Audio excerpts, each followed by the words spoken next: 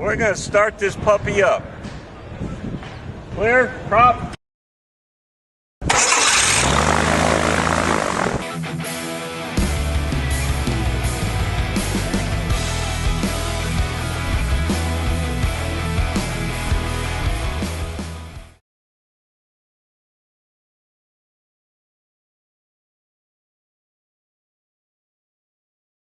And welcome back to Tip of the Week, building your Affordaplane.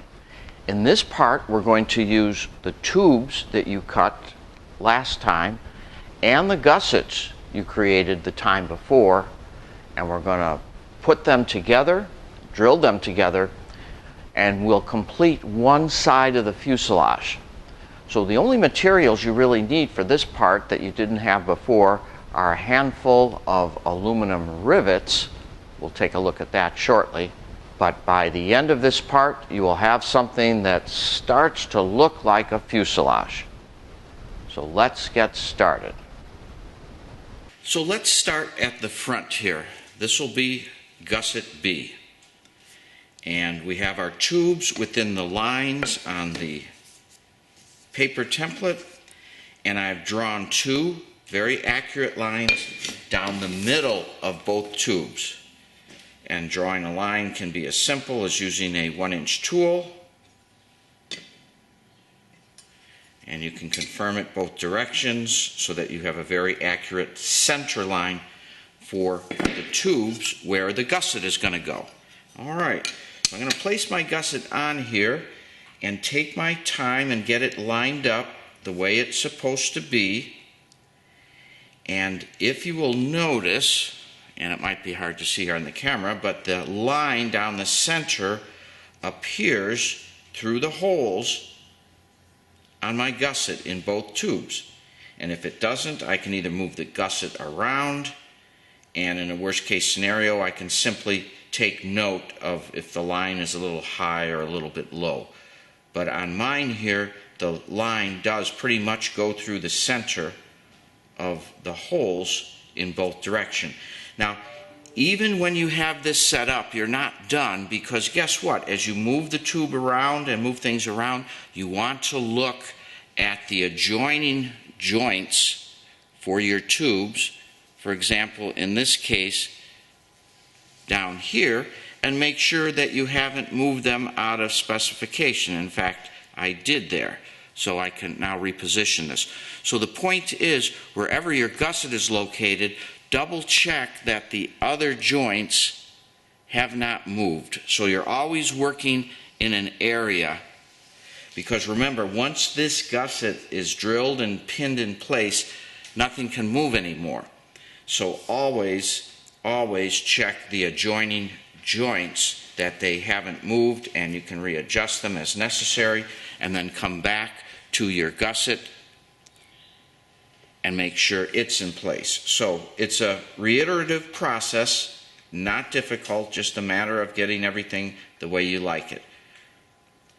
Once that's done, you're simply going to take your pen and mark inside the holes. See, I just moved it there. You're going to hold it tight, double check that everything is right, and you're going to mark the four, in this case, 4 corner holes, 4 end holes, this one, this one, this one, and this one. And if you moved anything, of course you can erase the lines and redraw them, but you want accurate points of where you're going to drill just using your pen.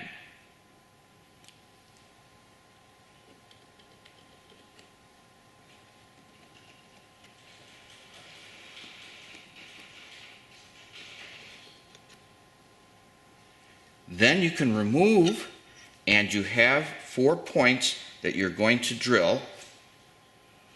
Now, before drilling, we are absolutely going to use our center punch to mark the locations at these 4 points so that our drill bit doesn't slip. Very important to get accurate drilling. Without this indentation from a punch, your bit can wander. So I'm going to go ahead and punch these.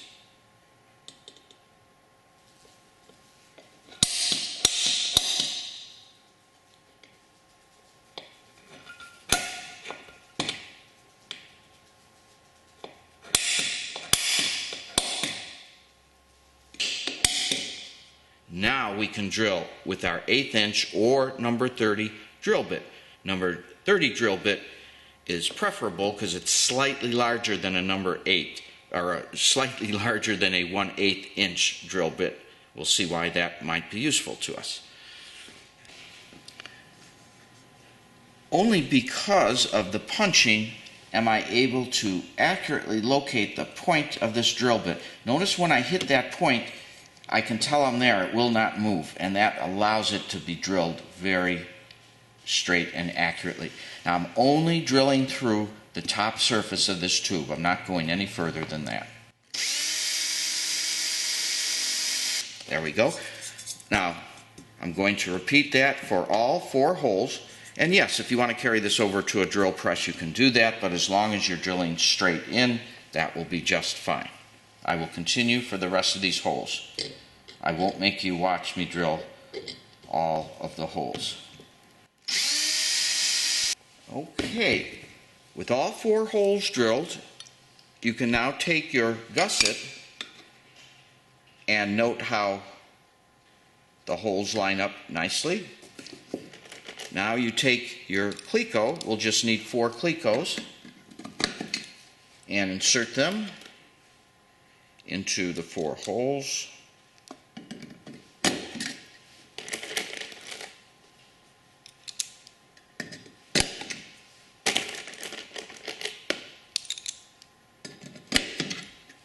And there you go.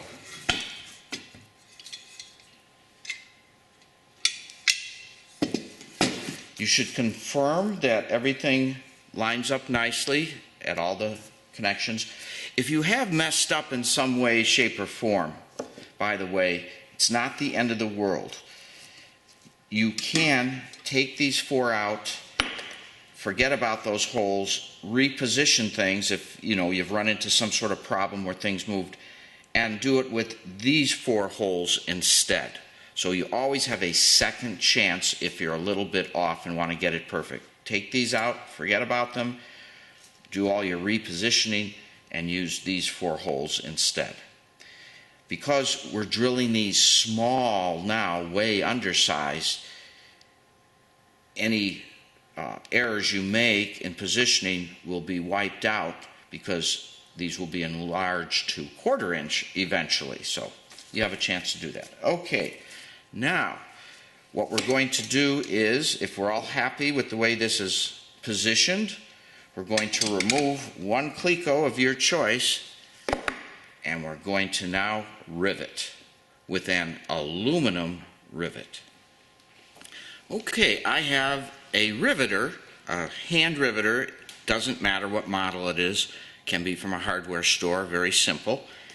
And what I have here is an 1/8 inch aluminum rivet. Don't use a stainless steel one, use an aluminum one. It has to be long enough to grip 1/8 inch plus 1/8 inch, about 1/4 inch. This one technically is not long enough, but it's good enough. This is going to be a throwaway rivet, meaning we're going to use it to hold this in place, and by the time we're done with our project, we're going to drill it out. That's why we want to use aluminum. Very easy to drill these out. And that's why we drilled a 1/8 inch hole. Or better yet, used a number 30 drill bit, which is a few thousandths larger than a 1/8, because that makes the rivet much easier to go in. So basically, going to put the rivet in the hole, take the rivet gun, squeeze it a few times, and we are done. So now I'm going to remove the cleco, grab a rivet,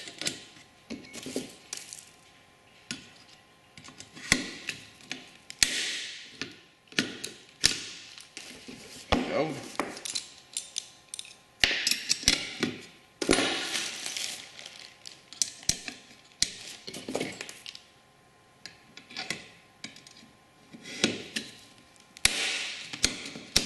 If you haven't used a hand riveter before, the stem falls out. Basically, it's pulling the stem up, crimping the rivet from the other end. In fact, you can look inside to see what has happened. Now, my rivets aren't technically long enough if these were going to be permanent rivets. They're a little bit short because they don't go as far through, but they're good enough for what we're doing, because as you can figure,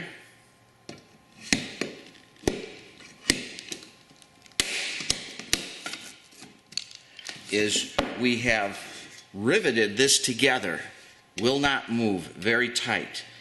Don't want to leave it with clecos, because guess what? When we're all done and we need to turn our fuselage over, you can't put weight on clecos. These are very nice. So we're only going to use 4 rivets per gusset, and what this allows us to do now is finish drilling the rest of the holes. We're going to drill these 1/8 inch, and then we're going to go about 3/16, and then we're going to end at 1/4 inch. We're going to leave the rivets in until the very end, because that's what holds everything together. You can picture what's happening now. We're going to go from gusset to gusset, leaving in 4 rivets, drilling out the rest of the holes to full size until we finish the entire structure. Then we're going to be able to flip the entire fuselage over and put our other gusset on.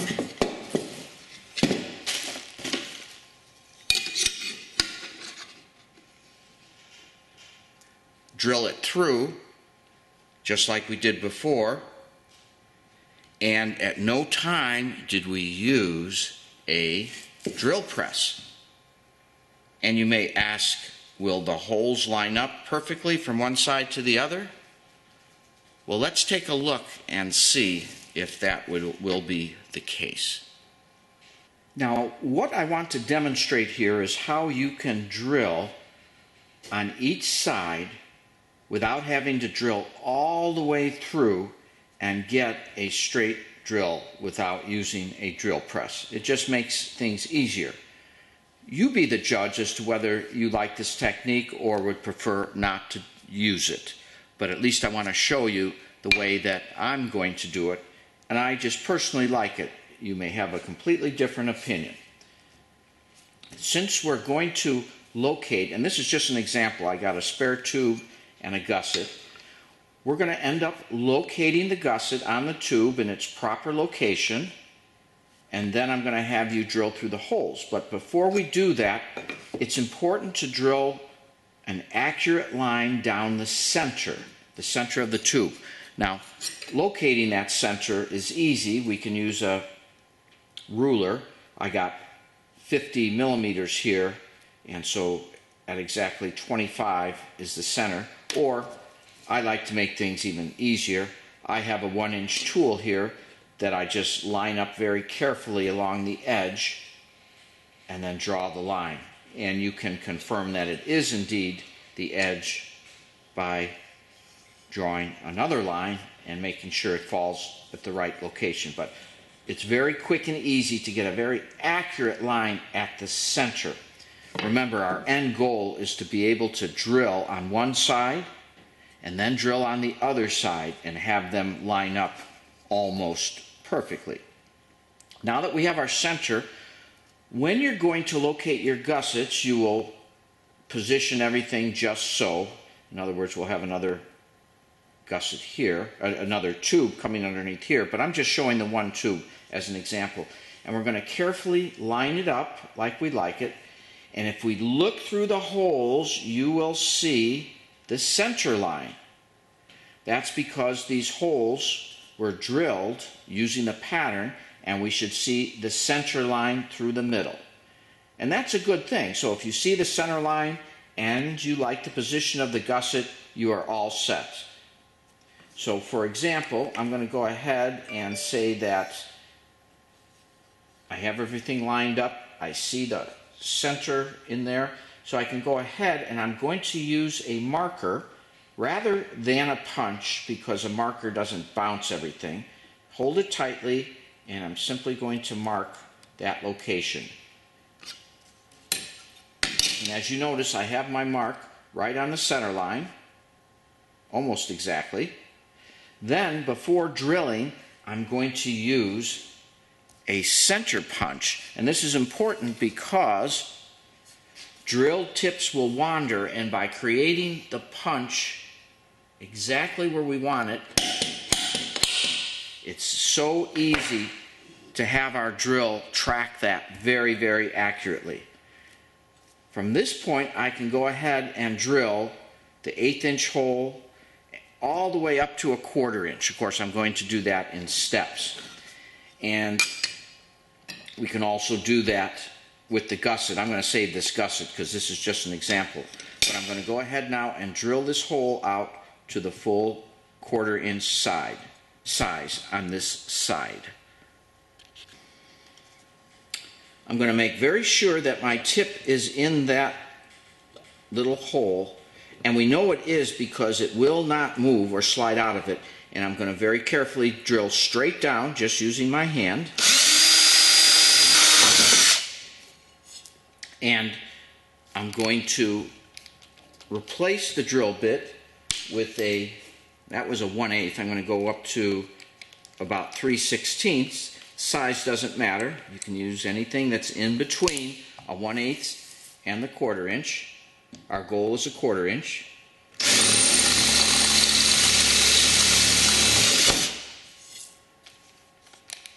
And now I'm going to final drill it to the 1/4 inch size, because that's the size of our bolts, the AN4 bolts.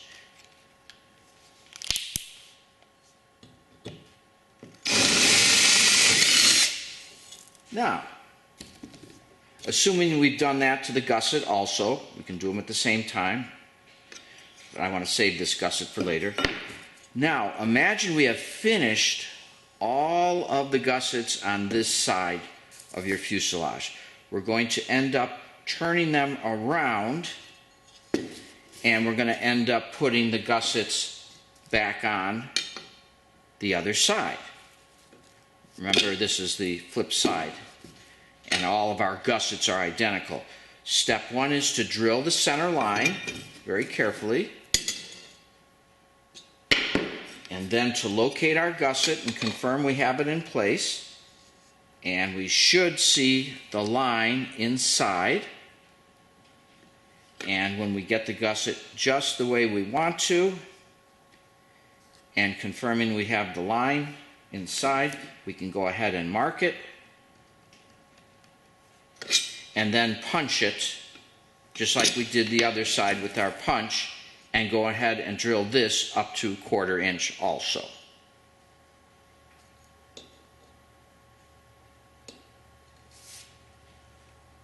Eighth inch, and then to 3/16, and then finally to a 1/4.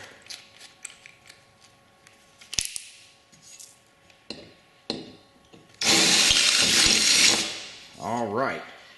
Now the point of this is, will our bolt come out just fine by inserting it through either direction?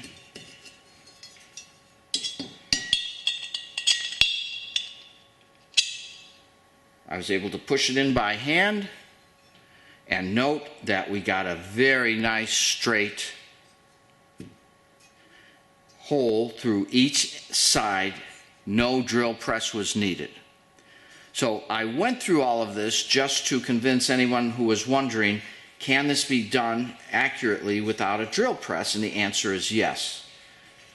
Because if we don't have to use a drill press in this application, this might be a nicer way to go about it. So to finish up on this gusset, I'm going to drill these 4 holes with my 1/8 or number 30 drill bit, and then I'm going to follow up with a 3/16 drill bit. And I'm not going to drill the final 1/4 inch hole. I'll do that later. Always drilled nice and straight.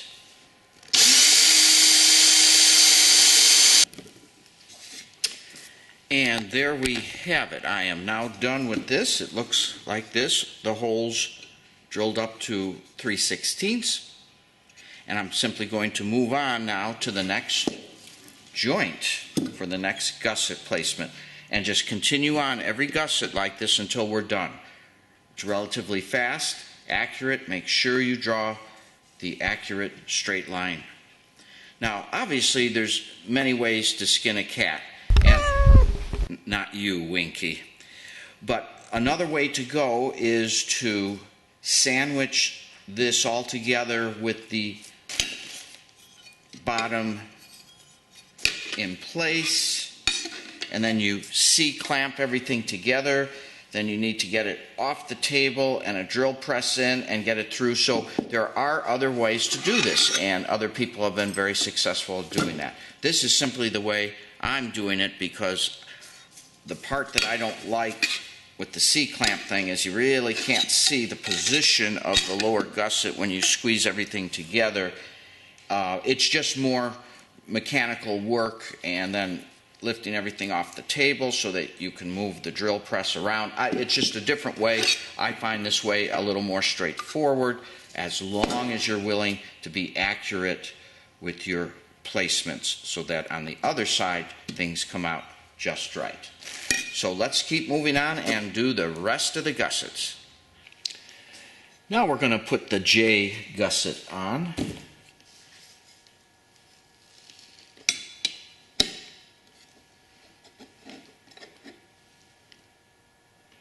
Line it up, get the holes so that the line in the center shows.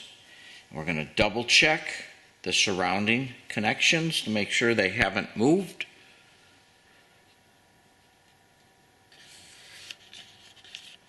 After we're happy with its final location, we can mark 4 holes.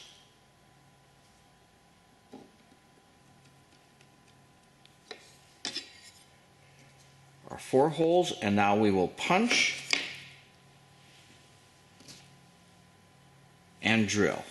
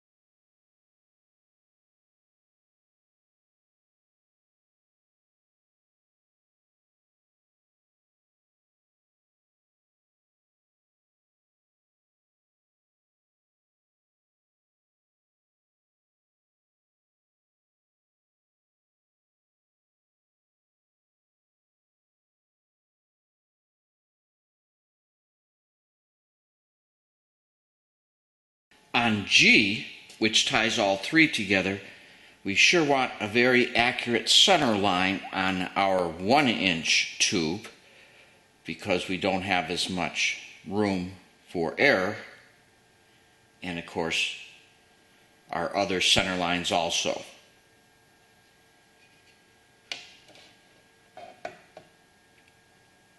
And And by finding those center lines, we know that everything's going to come out great, especially when we go to put our second one on the other side with our matched hole drilled gusset on the other side.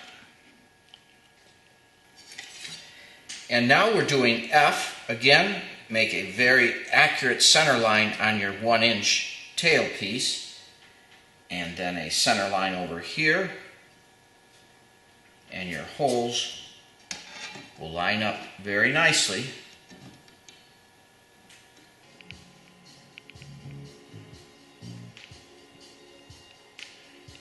And we have 2 more gussets left at the very end.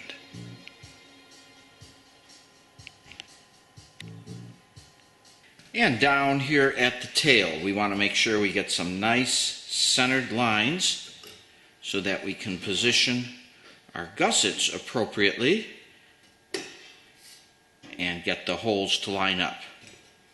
And that should finish all of the gussets on this side of the fuselage.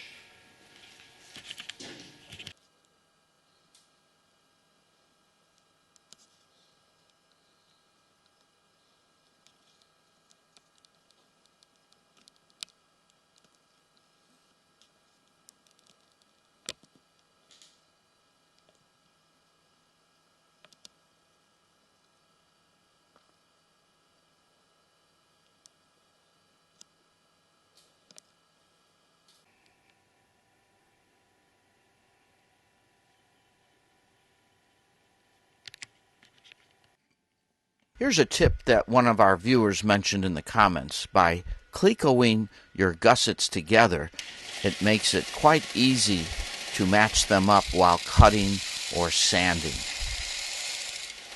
Makes them nearly identical. And also the corners. You should knock the corners off with a little bit of sanding. That makes them look a lot nicer.